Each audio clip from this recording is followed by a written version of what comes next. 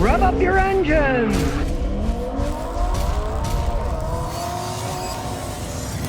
Well, today we got an interesting vehicle, a 79 Jeep when they made real Jeeps. Realized today, Stellantis took over. They're making a lot of the Jeeps in Italy where they're rolling piles of crap. For example, the Jeep Renegade is just a rebadged Fiat 500 four-wheel drive vehicle. They're rolling piles of crap. The Jeep Compasses, of which Stellantis says we're going to build more and more of them in Italy, they also fall apart. Ask anybody who bought them. But this is a 79, and by no means is it falling apart. You can see it's a real Jeep. Four-wheel drive. Soft top you can take off. He's got the fire extinguisher. He only paid $1,000 for this thing with 120,000 miles. But unfortunately, it didn't look like this when he paid $1,000 for it. It was sitting in a field, and had trees going through it, and the last person who owned it was the 13th owner, making him the 14th owner. It's rather common to see these things pass hands all the time because people get them for toys. A lot of people around here in Tennessee don't even drive them on the road. They just use them for farm vehicles, hunting vehicles. They're out on the land, they just leave them parked because they're such simple vehicles. I mean, really look under the hood. These things are made for working. Now look, the hood's not in the way. 258 cubic inch, 6-cylinder engine. This is a big 6-cylinder engine. These things can run forever. And it's hooked up to an ultra dependable 3-speed transmission. It's simplicity itself. Now you can see this is his baby. So he recently just put a Jasper rebuild engine because the old one was old. You know, it's probably got 140,000 miles on it now. So it had some blow by, and he wanted to have an excellent one, which is what he did. Let's say he was just going to use it out in the woods. He could have kept driving, just adding a little oil as it burned it, but he's got a new one in, so this thing was going to run like a top for many years to come. And he made it posi traction, so hey, this thing is not going to slip when you're driving it fast. Check it out, it's a real Jeep, no power brakes. We got a brake master cylinder, there's no booster, but I mean, let's face the facts. How fast do you really want to drive a Jeep? Now, he drives it between 60 and 65 on the highway, and he just told me, he said, you don't want to go faster than that or you're on a go-kart and you're bouncing all over the place. Now, he set it all up nice. This isn't some worn-out clunker that I've driven in the past where you get in them, and I'm afraid to go on Tobacco Road down here because once you get over 35, the thing's just going all over the road. No, this thing is set up nice. One thing if you're thinking about buying one of these is you want to check the frame to make sure it's not rotten, because if not taken care of, these original frames would just be falling apart. Because it's been a Southern car most of its life, and he did an interesting restoration. A lot of people do a bottom-up, frame-off restoration. He went from the top down. He went the other way, but it worked out perfectly fine anyway. Now, of course, it's a Jeep. You don't get creature comforts. It's got an alternator. It's got a water pump, right?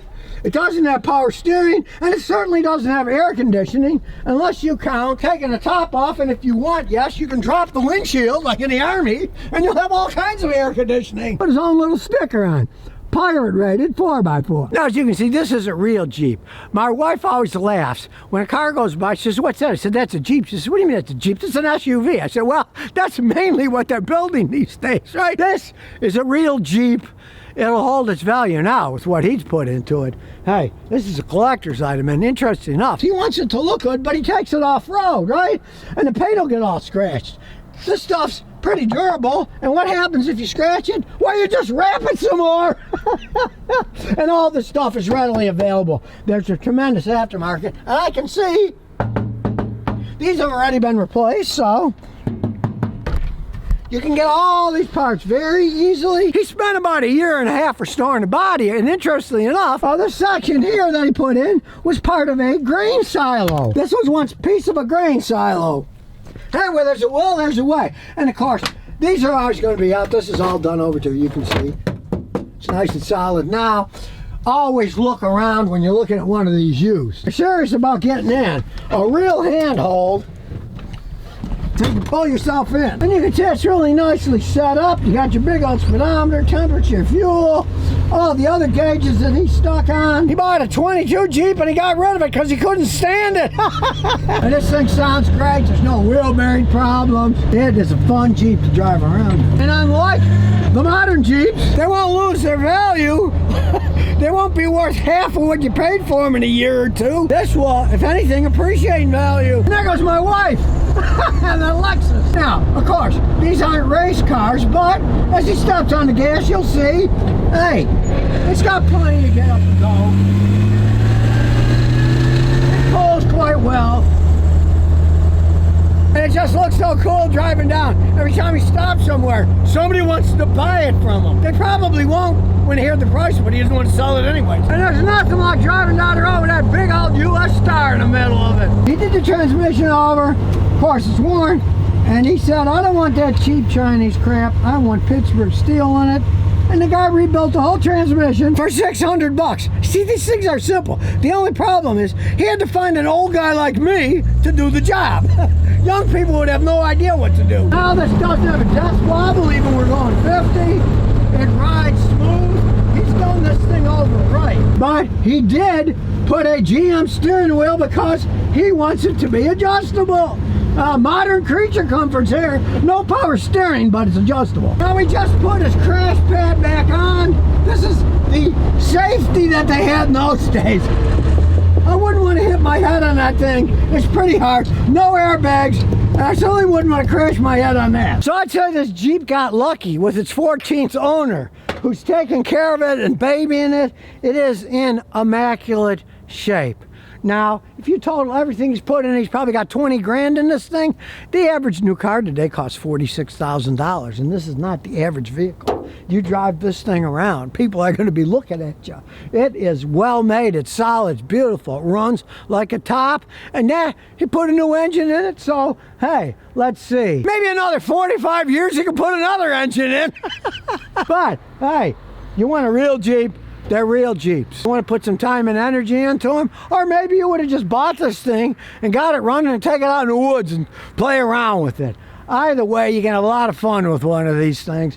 They're not the Italian-made junk that's out there today. They're solid American Jeeps, and they're a lot of fun to screw around with, or just driving around, as long as you don't want to go over about 65 miles an hour, in which case you're going to be wondering, why am I riding this thing down the road? It should be going a lot slower. The original ones weren't made to go that fast anyways. This one says 90. Well, maybe if you're falling off a cliff, it'll be going 90 miles an hour. But hey, it's a lot of fun. And they don't have to be these death wobble machines that get going 60 and they start shaking. No, if you do it right like he did, you can have a lot of fun with one of these things. And it's not all that expensive. You can go as far as you want or as little as you want. And here's some bonus questions and answers. Well, here's one from Knoxville, Tennessee, you gotta hear about to even believe. A guy who owned a deli pleaded guilty to having his Bentley stolen using a police officer and a guy in jail. It's like something out of a movie. It turns out that Sam and Andy's delicatessen owner, Chris Captain, pleaded guilty to false reporting, where former Knox County Sheriff's Office fleet manager Ronald Kidd had an inmate steal the captain's Bentley Continental so he could get insurance. I think it's hilarious that the guy's name is Captain and he was dealing with the police.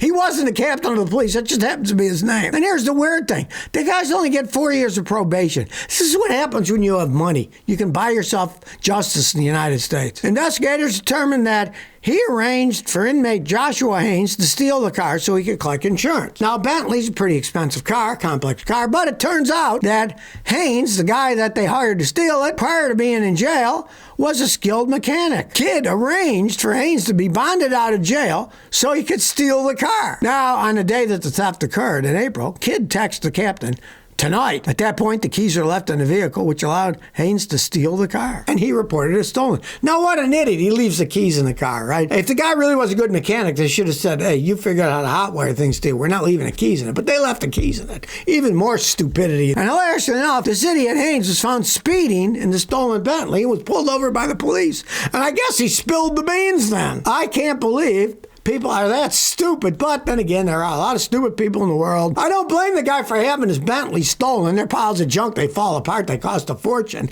If you try selling a used Bentley, you'll probably get 10 cents on the dollar. But if it's stolen, the insurance company's got to pay for it. So he thought he had a smart idea. But here's the thing. All he got was probation. He didn't even thrown in jail. That's insurance fraud. That guy should be thrown in jail. Come on now. So if you never want to miss another one of my new car repair videos, remember to ring that bell.